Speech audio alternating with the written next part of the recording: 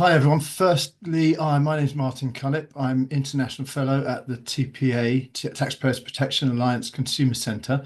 Welcome everyone and thanks for coming. This is the first of a series of Taxpayers Protection Alliance panels entitled Countdown to COP11.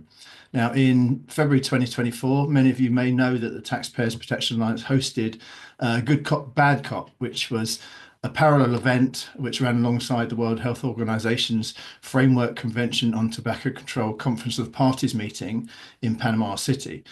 So our event, aka Good Cop, provided a platform for experts in tobacco harm reduction to respond, fact check, and address issues that arose at the real COP10 Conference of the Parties in real time. So we can announce now that we will be doing the same for COP11, which is in Geneva, and it's taking place from 17th to the 22nd of November this year. So this time it promises to be bigger and better than our first event, with more voices of consumers, more public health professionals and policy experts speaking up to say that there's a better way to conduct tobacco and nicotine policy than what basically is the ideological mess which is favoured by the World Health Organization. So I'd like to introduce our guests.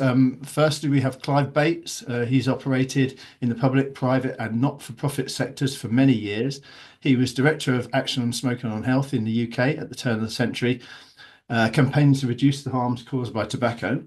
He then joined Prime Minister Tony Blair's strategy unit as a civil servant and worked in senior roles in the public sector and for the United Nations in Sudan. He's now director of Counterfactual, a consulting and advocacy practice focused on a pragmatic approach to sustainability and public health. We also have Roger Bate. Roger is a non-resident scholar with the International Centre for Law and Economics. He researches international and domestic health policy with a special interest in medicines and is a former advisor to the South African government. He's the author or editor of 14 books and over 1,000 journal and newspaper articles which have appeared in titles including the Wall Street Journal, Financial Times, New York Times, Washington Post, Lancet, and the British Medical Journal. And last but not least, David Williams. David is the president of the Taxpayers Protection Alliance. In his 30 years in Washington, D.C., David has become an expert in finding and exposing government waste and has helped fine-tune criteria in identifying and ultimately eliminating them.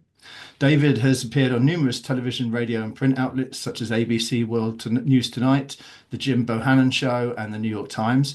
His international expertise ranges from appearing on government waste panels in South Korea and France, and he has also advised taxpayer groups from around the world and was instrumental in helping form a taxpayer group in Great Britain, the Taxpayers Alliance, which I know very well.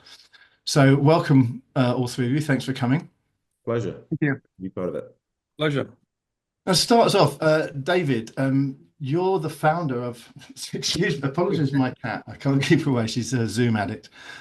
You're the founder of the Feast with Good Cop, the TPA conference. You're the person who thought it up. Tell us how it came about and what the purpose is for you of that meeting.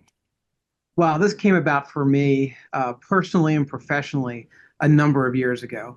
The World Health Organization is an organization that the Taxpayers Protection Alliance has been following for a number of years. We are concerned about, well, first of all, it's a taxpayer-funded organization. When you look at the U.S.'s role in this and funding of it, over a 2-year period, it's about $1 billion in taxpayer funding from the United States. I think it's $950 million, but I'll round up and say $1 billion. And we've been following the WHO in a lot of different areas when it comes to health and whether they're effective or not. And I think that's the key, is whether they're being effective to really help health around the world. And we have concerns. We have concerns that there's a lack of transparency. We have a concern that there's just a massive expenditure of funds and nothing is happening. But I want to talk a little bit about why the Taxpayers Protection Alliance is concerned about tobacco in particular. And this really goes to a personal story, is that my father smoked 3.5 packs of cigarettes a day for 25 years. And he did this when I was a child. So every day for me was a house that was filled with smoke. He would drive my brother and I to school in a car with the windows rolled up, and he would smoke one cigarette after another. He would wake up with a cigarette in his mouth. He would go to bed with a cigarette in his mouth. And at times, my mom had to take the cigarette out of his mouth so it wouldn't burn the house down. And I have seen these products develop, these tobacco harm reduction products develop over the last 10 or 15 years. And I'm jealous. I am absolutely jealous because I wish my father back in the 70s and 80s had access to these products. And whether it's vaping, whether it's heat not burn, whether it's pouches, anything to get him to switch from combustible cigarettes to these products. And that's why I'm involved in this on a personal level, is because I think there was a missed opportunity. And now we're seeing another missed opportunity with the World Health Organization and with their tobacco control. They claim that they want people to stop smoking, right? This is what they claim. Well, then put your money where your mouth is. Actually, put my money, my taxpayer money, where your mouth is, and allow these products to flourish. Get rid of there's really good science out there showing that these products work. The World Health Organization is ignoring this science. And this isn't the first time that they've ignored science, and they've been more of a political organization rather than a healthcare organization. Remember, in January of 2020, that infamous tweet that came out from the World Health Organization saying that COVID could not be transmitted through the air.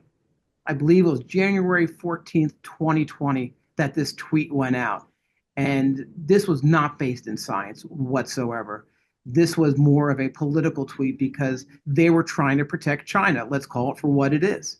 And imagine if we could take a time machine and go back 5 years, and if the World Health Organization was honest with people, we may have been able to get ahead of the pandemic. We may have been able to really provide, better ideas on how to get rid of the pandemic. But the World Health Organization, they did this. Now, going even further back with the Conference of the Parties, I've been watching this unfold over the last, number of years. I've seen these meetings that they are secretive. They don't allow the press in. They don't allow observers in, or they allow the press in that's favorable to them. And this is not what transparency is. In 2016, they had a meeting, their meeting in India. And actually, I think it was like 2.5 hours from Delhi, which was very difficult to get to for a lot of people. And two observations from that meeting was that first, it was right after the election of President Trump. So people, I think the World Health Organization folks thought that the world would be distracted with Trump coming into office and with that big election that happened, that a lot of journalists wouldn't cover it. Secondly, they kicked people out. We had a staff member that tried to attend the meetings, and he got physically removed from the World Health Organization and the meetings that he was trying to attend. Now, remember, this is a taxpayer-funded organization. Everyone should be welcome. Everyone should have a voice and a say in this meeting. And that's when I started to think, well, what can we do? What is the next step here? How do we hold the World Health Organization accountable? And that's when I came up with this idea of good cop, bad cop. Now, the good cop, what we call the Conference of the People. And that's what Martin was talking about, what we did in Panama in February of 2024. Now, the bad cop is the Conference of the Parties. And yes, I know it's a play on terms, good cop, bad cop. And what we did was we just took a chance at this. We invited 30 people from around the world to spend a week to fact check the World Health Organization and what they were talking about. And a lot of you probably remember that meeting was supposed to be in November of 2023. And a week and a half before the meeting took place, it was postponed until February of 2024. But what happened in February 2024, two things. One, we saw that the World Health Organization had a lot of issues, and I'm sure Martin, Roger, and Clive will talk about that COP meeting and some of the things that happened. But for us, what we realized is that people wanted a voice. Consumers wanted a voice. Physicians wanted a voice, and also policy folks such as myself to talk about taxation and other issues. So we were thrilled that we've received so much attention. And as Martin said, we are holding Good Cop 2.0 in November of this year, and we already have more than 40 people that have agreed to come. And I think we're talking about 23 or 24 different countries across the globe. So we're excited for this, not because it's getting bigger. We're excited for this because more people are speaking out and are talking about this. And yeah, before I shut up, I will say that this is about healthcare. This is about helping people. The WHO has an opportunity with the FCTC to help people. If they embraced the science, understood the science, I think we could go a long way in getting people to quit smoking and to move them to safer alternatives. And I'm just going to go back to what I started with, my father. There are fathers and mothers and brothers and daughters out there that are smoking, that shouldn't be smoking. And we want them to have accurate information. We want to give them the opportunity to switch to less harmful products. It's going to save lives, it's going to save money, and there's just no reason why in 2025 we aren't embracing this innovation in this market. Yeah, thanks. Yeah, I'm glad you ran back to India in 2016 because I was one of the people who got thrown out, funny enough, because I went there for that one. So, yeah, I remember that. And in fact, Clive, in India at COP7, there was a decision made, wasn't there? It's COP 711. It said if the great majority of tobacco smokers who are unable or unwilling to quit would switch without delay to using an alternative source of nicotine with lower health risks and eventually stop using it, this would represent a significant contemporary public health achievement. So this issue of harm reduction with the WHO should be unarguable now, shouldn't it? I mean, how are we in this position of fighting for public health effectively against the public health industry? Well, it's a fascinating question, Martin. And I think there's multiple failures here with WHO and the FCTC Secretariat and that whole complex of interests that surrounds WHO, many of which are sort of foundation funded. I would start from poor strategy. With a strategy, you set up a goal, and that would be to reduce death and disease, cancer, cardiovascular disease, lung disease, keep more fathers alive, David. I'm exactly the same experience with mine. Just keep people more alive in better health for longer. And how do you do that? Well, you cannot do other than just embrace that insight that you just read out and approach it with tobacco harm reduction, but they don't do that. Instead, they have been promoting bad policies, notably prohibition. They always favor that and celebrate if they can get a prohibition of vapes or heated tobacco products in any country, particularly low and middle income countries, but without realizing that that's a really bad policy. They haven't understood the nature of trade-offs, of unintended consequences. That you ban something that's safer, you get more of the unsafe thing, you get illicit trade, you get workarounds. You never ever hear them engaging with any of that, even though intellectually it's absolutely obvious and policy 101 consideration. You see them promoting misinformation. If anyone wants an example of misinformation, just have a look at the WHO Q&A on e-cigarettes. It's a masterpiece of disinformation, and it still has false statements about EVALI and all sorts on it. And then you've got I think David and you've both raised this, just the attitude here, the exclusion of dissonant voices, the exclusion of the truly legitimate stakeholders, which are the consumers, and the people with direct experience, the people who are in harm's way, the actual at-risk populations. What they seem to do is allow proxies to speak for them. Campaign for Tobacco-Free Kids speaks on behalf of children, but it doesn't really. And then ultimately, there's just a lack of accountability. There's no willingness to go back and look at what they've done. They handed out a medal to the health minister in India for banning e-cigarettes and heated tobacco products well before it was clear what effect that had. And they have not troubled themselves to go back and look at what effect it did have and whether it was right to hand out the WHO's top medal for that. So again, a lack of accountability. Why? Well, I think it's kind of cultural. I think you can stand up in an international forum and you can get applause for taking ever more fanatical positions. Nobody ever gets applause for pragmatic, realist positions when there is a sort of moving ideological pose that you can strike instead. And that's been backed up by the foundations, by the NGOs, so that there's a sort of groundswell of radicalism and fanaticism that powers this thing along, that is a barrier to and an alternative to actual realistic pragmatic progress, which draws you to tobacco harm reduction. Yeah, it's I like you talking about the contempt there actually because I remember those days back at India and I was in the public gallery and we were all taped off and I remember at the time there was Yeah. delegates from the conference coming and taking pictures of us as if we were animals in a zoo or something.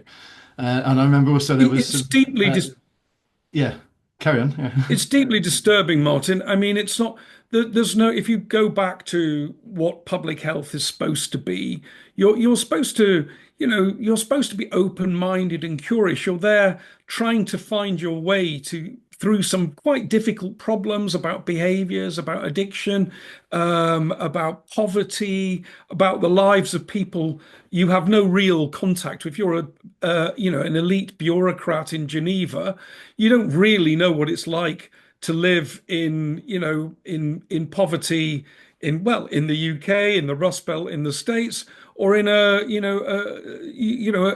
tough part of town in Mumbai or in Jakarta or whatever. You've got no experience of that, so you have to be willing to listen and experience other people's experience vicariously by letting people in and having viewpoint diversity. You don't have to believe everything they say. You don't have to believe what the consumer organizations to say, but to think that you're better off by not even hearing it is basically ridiculous and against, in my view, the principles that you would have in public health. Yeah, it is worth noting, isn't it, that the WHO refuses to speak to consumers, who I always say are the most affected by policies of tobacco and nicotine, and yet they don't talk to them at all. Now, Roger, you've got more broad knowledge of the WHO, and you've said before that whether it's harm reduction or COVID, the WHO has failed catastrophically and said, reform's needed. I mean, what's reform going to look like in this sort of situation? Well, firstly, thank you. It's great to join you, and I think Clive and David and yourself have summed up everything that I could have contributed related to tobacco. So I will broaden it out immediately. I think stepping back and understanding a little bit of the history is important. The WHO has been around for nearly 80 years. It's had a lot of success in its early stages by following the science, implementing policies to go after diseases like leprosy and cholera and helping eradicating smallpox. And still to today, it has the ability and its field offices to influence policy in a positive direction. But at the same time, the WHO has always been a political organization. It has always been driven by its Geneva bureaucracy and has, I wouldn't say followed fads of the day. Sometimes it's led, but it is very much a creature of some of the worst tendencies to be able to ignore the best science available in terms of pushing forward whatever policies that they have felt were politically acceptable. I was trying to think back, and the example I'm about to give was one that I was involved with, and this is now 30 years ago. The insecticide DDT is an organochlorine insecticide that most people will know of in its negative concepts. It was used in agriculture for decades. It bioaccumulates up the food chain. It causes environmental problems. It's blamed for many environmental problems, some of which it's actually guilty of and others it isn't. But it was cheap and incredibly useful. And it also was probably the single best insecticide to go after mosquitoes, malaria mosquitoes that spread yellow fever. Probably has saved over 10 million lives, the use of that.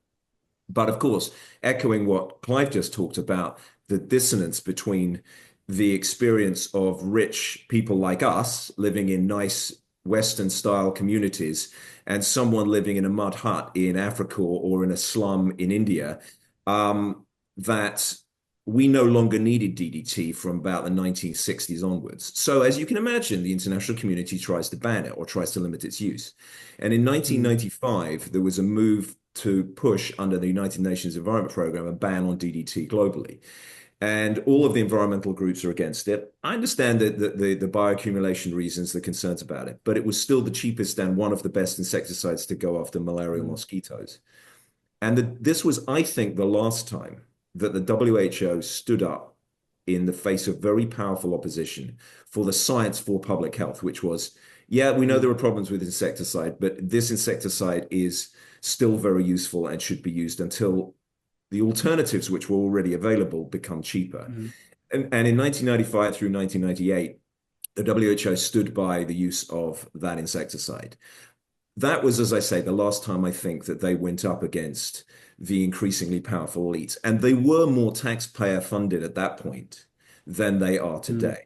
Today, the funding of the WHO is, broadly speaking, at least 60% voluntary funding, a lot of it by powerful vested interests, some in the pharmaceutical sector, some billionaires such as Gates and Bloomberg, who have very strong and strict agendas. And I would argue that the desire to appease or please those donors is driving a lot of this policy. So the only thing I would disagree with what was said before is I don't think that they are unaware of the fact that they're spouting rubbish.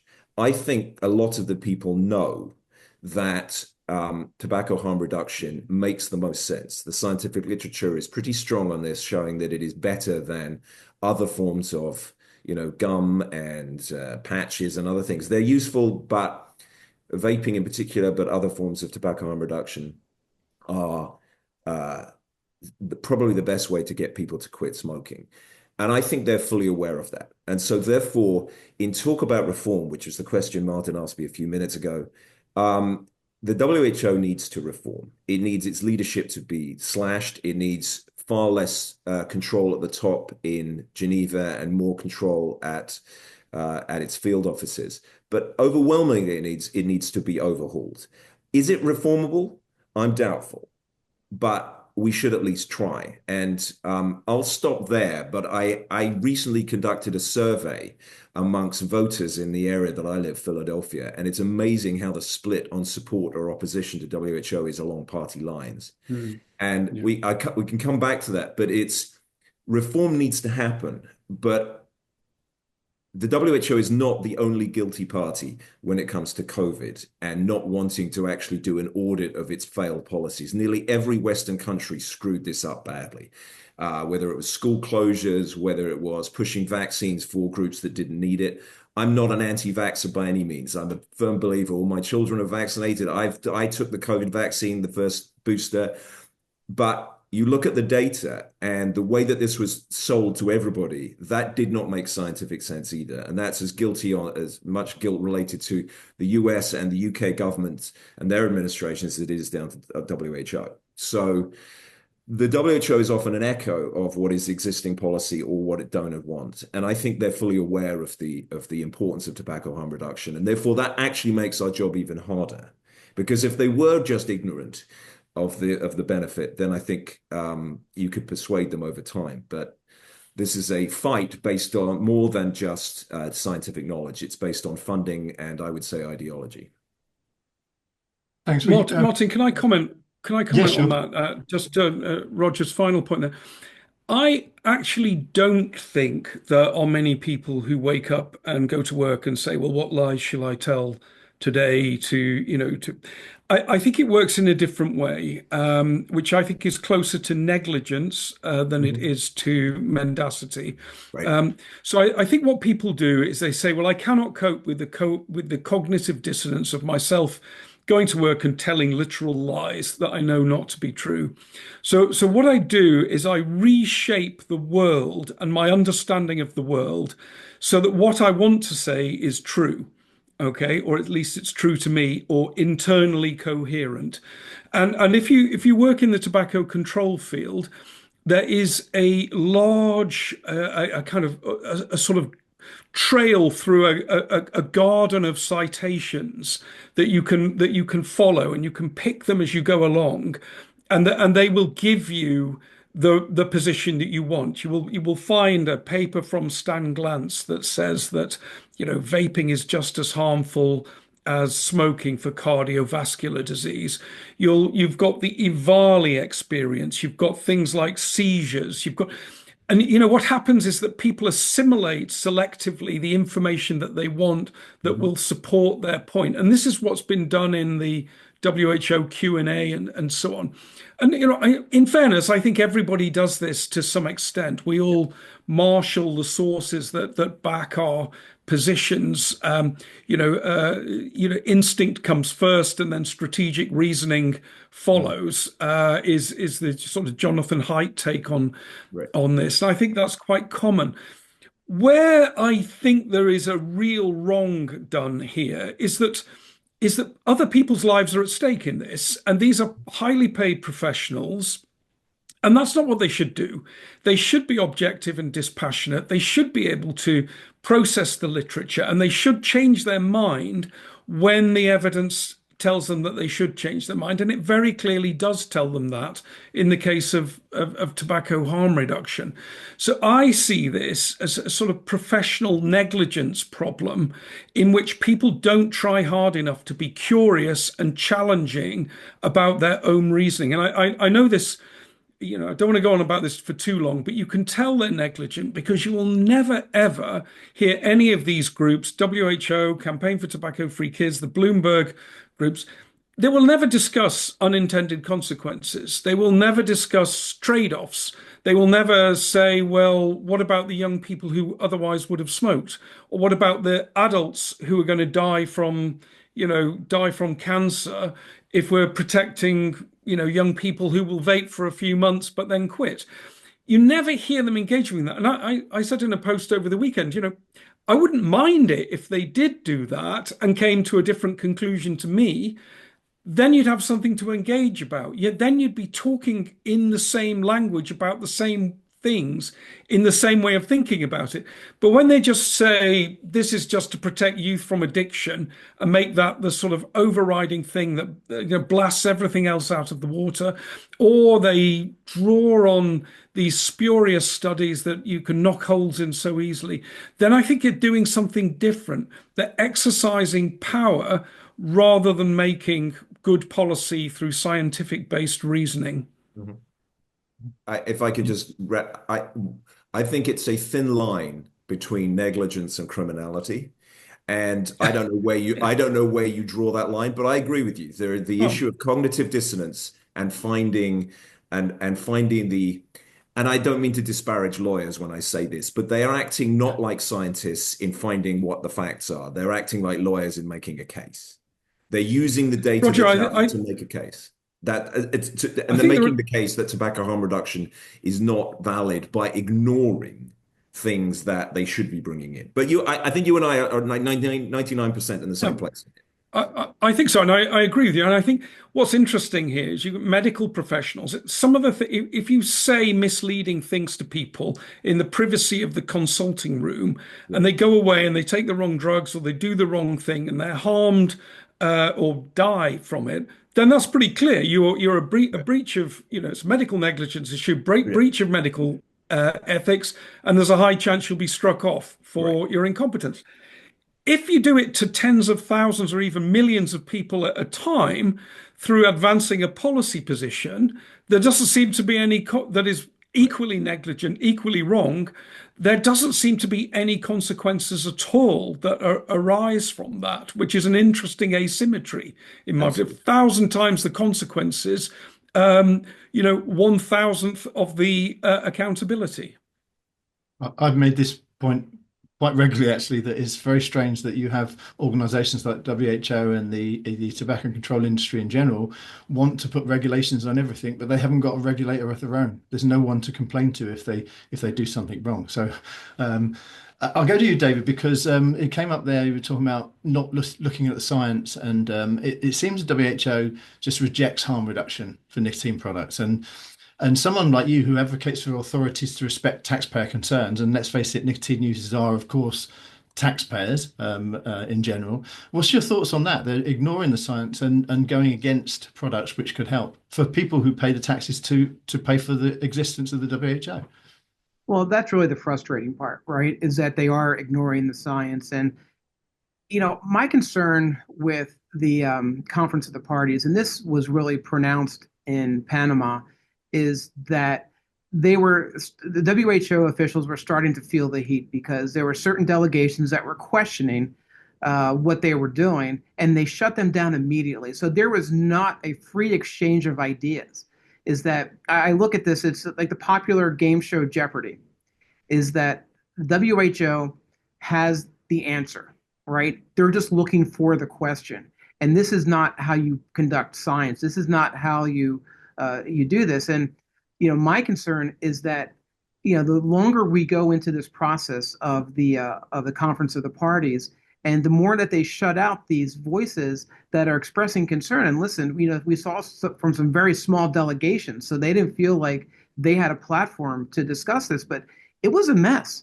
Panama was not good for the World Health Organization, and we're hoping that we can provide some more information to folks in November at this next Conference of the Parties. But it has to be about the science. You have the United Nations, which talks about harm reduction when it comes to the environment. When they talk about electric vehicles and other things, why not harm reduction when it comes to smoking? We have to embrace new technologies, and we can't be selective because we just don't happen to like an industry or some players in the industry.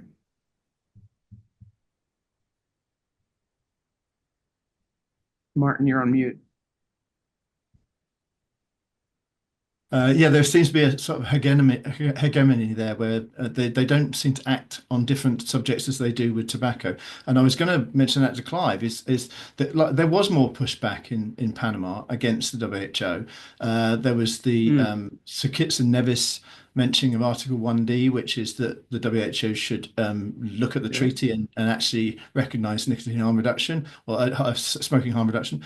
And so what do government delegations do when they go? Because we have to remind everyone that COP meetings, the governments make the decisions, not the FCT Secretariat. Yeah. So what should they do? Because they're resisting these forces ranged against them by the Secretariat. How do delegations fight against that? Well, the first thing to understand is that there's a huge amount of what's known as anchoring bias in a convention like this. So 60 days before the meeting, they're essentially sent a bunch of papers that are the papers for the meeting, an annotated agenda, technical papers from WHO, which and sometimes draft decisions, and essentially are being coached by the Secretariat and the WHO on what to think about these issues. So the debate always starts from the papers that have been provided, and that's the anchor. And if that is very biased and is full of citations that pull you in a certain direction, it's quite difficult for anyone, particularly a small country, to say, well, this is all nonsense. You need to start again. And you've ignored the following 65 citations. You've not thought about this way of thinking about it. So that's how the WHO and Secretariat have their influence. And then it's usually up to member states to the way most countries approach this is they come in with what I call a red line philosophy, which is it's not, is this exactly what I want? And is this exactly what I am looking for? It's the red line. Does it cross any of my red lines? Is there something in this that I have to object to that runs counter to my government's policy, or if it's the EU's policy? Is it something that we just can't agree to because we don't think it's wrong? Or is it just a bit of a steer? It's not mandatory. It's pushing in that direction, but we don't have to go that way. In which case, I'll just sit back, and if everyone wants to agree, so far so good. But really bad policy can come from that red lines philosophy. Starting with a bad anchor, and then everybody saying, "Is there anything really here I must object to?" Now, what I think has tended to jar some sort of rebel states into action is the feeling that they're being disrespected and that they're being run roughshod over by an overmighty secretariat or an overmighty chair of the meeting who says, well, just sit down, or we'll deal with that outside the hall, or could you put that in writing where we can forget about it, or whatever, and or not calling them to speak or not giving them enough time or whatever to voice their concerns about things. So and that's the idea that the whole thing is a bit of a runaway train. And then I think member states don't like to feel offended, don't like to feel they're being walked all over. And actually that can generate quite a bit of sympathy amongst the other sort of delegates.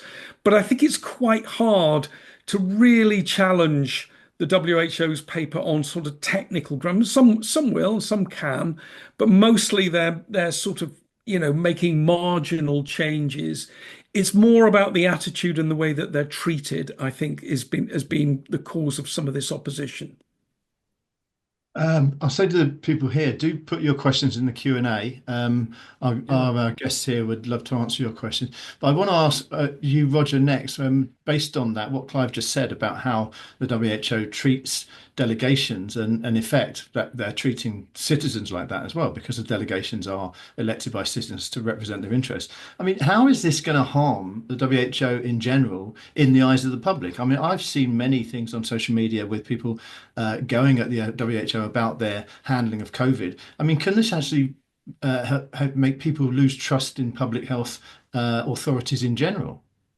Well, the short answer to that is absolutely, and it has done. I live in a suburb of Philadelphia, and I would say that from surveys that either I have taken part in or that others have done, or in take up of things like vaccines, the data are pretty strong that the reaction both against WHO, but more against domestic health authorities, has led to a significant distrust.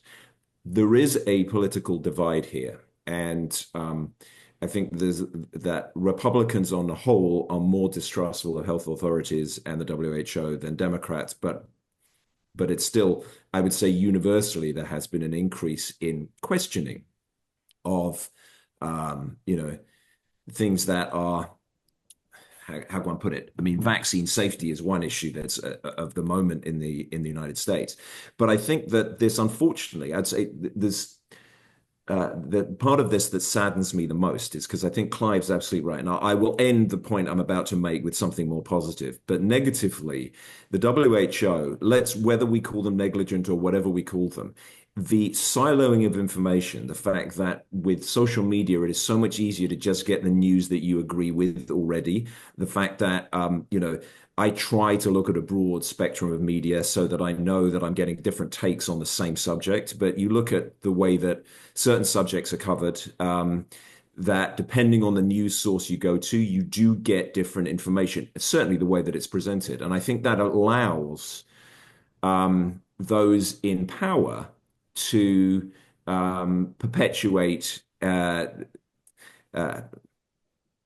whatever evidence they want to present, and it becomes reinforcing. So it's very hard to go up against, I would say, to be in favor of tobacco harm reduction if you're trying to get across some of the media channels which are very much wedded to the absolutist position that smoking's harmful and therefore anything else is unacceptable. So what can be done about this? This is the question, especially if you've got children in their teens, that everybody's worried about keeping phones out of school and the dangerous impact of social media, all of that stuff. In society at large, there are massive issues with the siloing of information so that you have what you want to believe in advance. But the practical stuff that Clive was talking about, I think that there are solutions. I have not been to the FCTC, any of the meetings, any of the side meetings that you guys have, but I have been to quite a lot of United Nations meetings over the years. And if you can get a selection of countries that have similar agendas, and the agenda could be a good agenda to lower the impact of smoking in their countries, and they are armed with the evidence of tobacco harm reduction, and they act in unison to stand up and question the authorities, they can get somewhere. I have seen that happen. I mentioned the DDT example. If it weren't for the South African government, DDT would have been banned probably by 2007.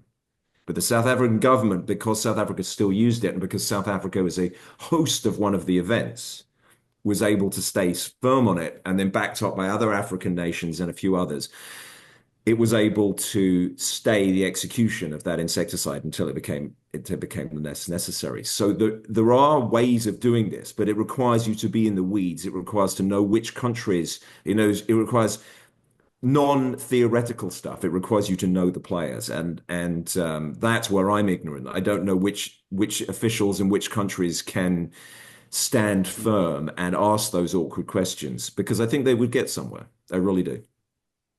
Yeah, that actually feeds into a question we got. Someone has asked, what's the biggest myth that the WHO uses to hinder harm reduction use? I mean, I'll widen it out a bit wider. As Roger said, the public tend to believe things that aren't true, which have come from these authorities. I mean, how can the public fight back against that, especially consumers of the products themselves, when they know very well that WHO is pumping myths and the public believe them? What should consumers be doing for that? Well, I'll jump Are in you here real asking? quick, Martin, is that, looking at the United States, I think that consumers need to be more active with the Food and Drug Administration and getting these products through the process of being approved. I think that this part of this is grassroots, right? Is that people have to call their member of Congress, their member of parliament. There has to be more action from the grassroots. And one of the things that we've tried to do at the Taxpayers Protection Alliance is amplify the consumer voices, because we are a consumer and we are a taxpayer watchdog. And what we're trying to do is give consumers the choice for these products. Now, we're not going to get into a deep discussion about nicotine, but I want to mention it briefly, is that the FDA has said that nicotine is fine, right? Because we have patches that the FDA has approved, a number of years ago. It's now looking at innovation. How do we help people through innovation? And I think that there are a lot of local authorities, the Food and Drug Administration, for one, that can really be a catalyst for this. And it takes people, because these government agencies and entities don't change because they want to. They change because they have to. And we've seen this in other areas of spending and other areas that we deal with. But this is going to be that because consumers demand it. And I think, now that we're bringing the voices together, that started in Panama. I mean, listen, you three have been talking about this for a number of years, but I'm glad that we're finally bringing people together as more of a community, an integrated community, because we're talking as consumers, we're talking as physicians, doctors that have, we have doctors from India, across the world, that have studied this very closely. So I think, all of this is, part of the process. I think that my old statistics professor used to say that the plural of anecdote are not data, and that is very true. But I was at a dinner party relatively recently, and I was the lone fighter for tobacco harm reduction. These are wealthy people in a suburb of Philadelphia, none of whom have ever smoked, and relay all of those examples, mostly which are false when it comes to nicotine vaping. The Avali stuff, the popcorn lung, everything else and I'm trying to knock them down as best I can. The most persuasive person at that dinner table, who didn't say anything for 5 minutes, then said, "I used to smoke and I vape now," and explained his personal experience. He was the only person in the room. And you suddenly saw everybody at that party go, "I didn't know you smoked." And it's like, well, because, he goes off, he has a quick vape when he's gone to the bathroom or something. And those personal stories, I think, are incredibly powerful. The general public is persuadable with evidence presented to them. When they hear someone say, "I stopped smoking because I get my nicotine hit from this."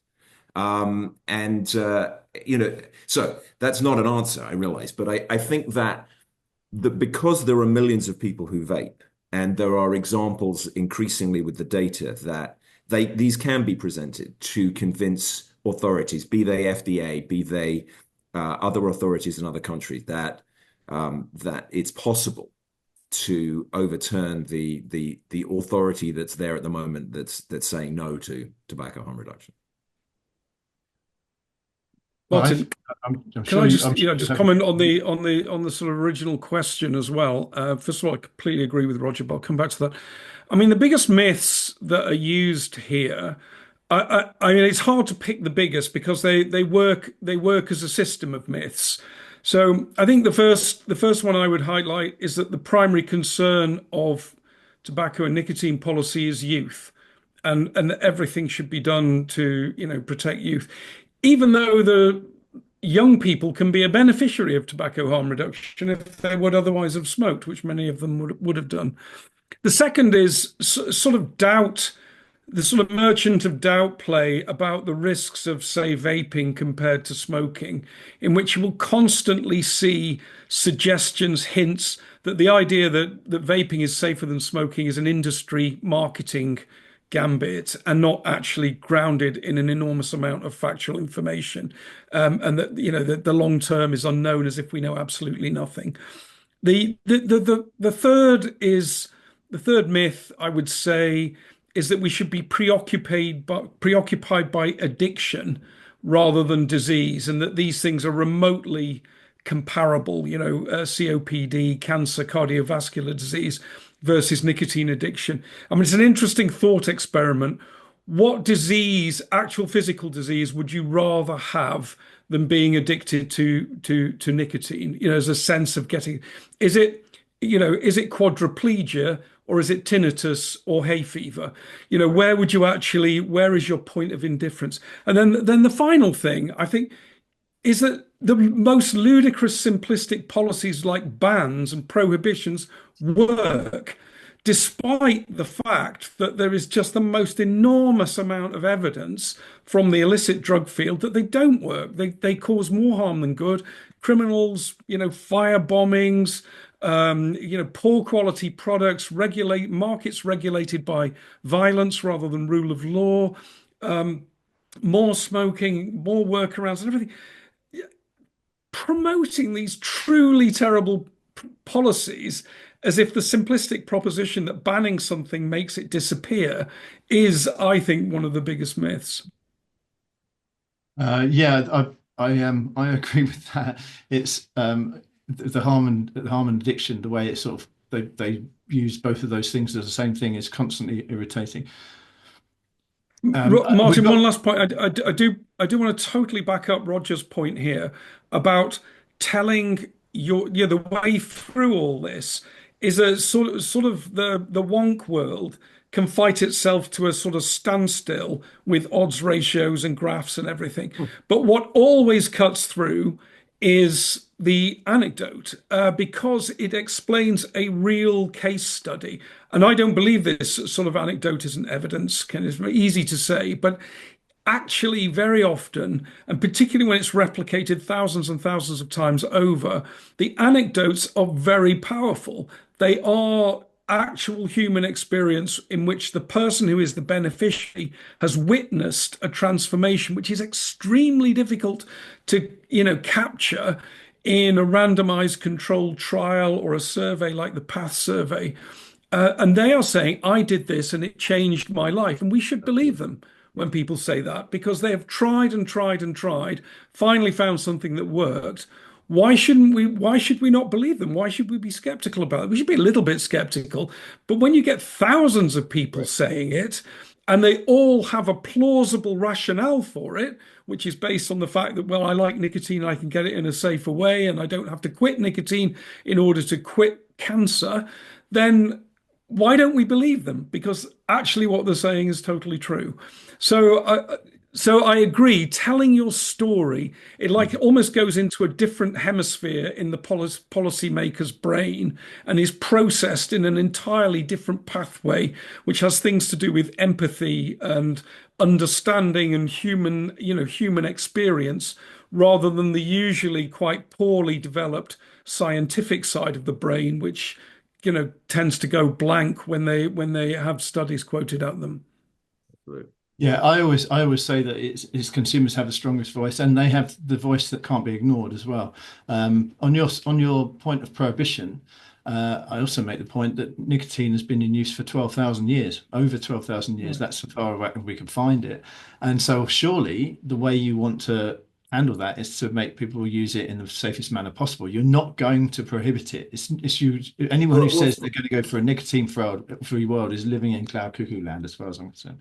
Framing is very important when it comes to these things. Whenever I'm, again, at the kind of quintessential dinner party where you're the lone voice, it's like you can start to get people on your side when you point out most people that I know are addicted to caffeine. If they don't drink their coffee in the morning, they have a headache. At least all of the people who work hard, they're on 3 cups of coffee before 9 a.m.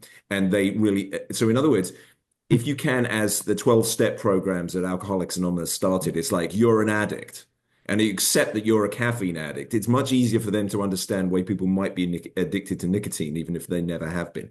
And there are different types of addiction. So I agree with Clive on the addiction issue. It's like, if you're addicted to crack cocaine, you've got a big problem. If you're addicted to nicotine or caffeine, you don't.